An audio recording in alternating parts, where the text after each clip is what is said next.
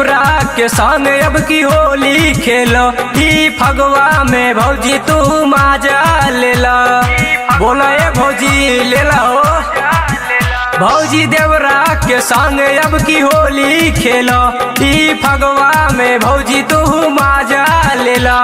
धीरे धीरे डाल देवरु धीरे धीरे डाल डर लागे होलिया में और रंग डाल दे बचलिया में।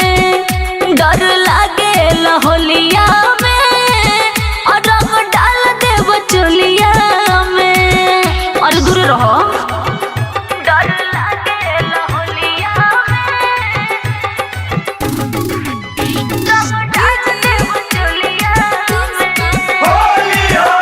डर लागे होलिया में। आसो के फगवा में करे द तू मर्जी अंग अंग रंग हमके लगावे दाना भौजी। अच्छा हाँ पिचकारी से भरला तू साया देवर कर हुदाया। हमर ढोढ़ी के रंग से भरला नहीं खेयावो तो माया। तोहर बिगड़ल बचल रंग देला बुरे गल फंस गईनी मीठी बोलिया में और रंग डाल दे बचलिया में। और डर लागे होलिया में रंग डाल दे बचलिया में। डर लागे होलिया में रंग डाल दे बचलिया में।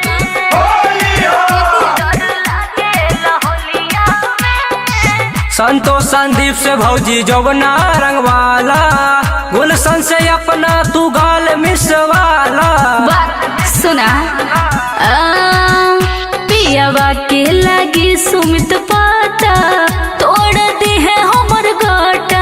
ऐसे न जबरे तू कहरा हमर कोमल बगाटा।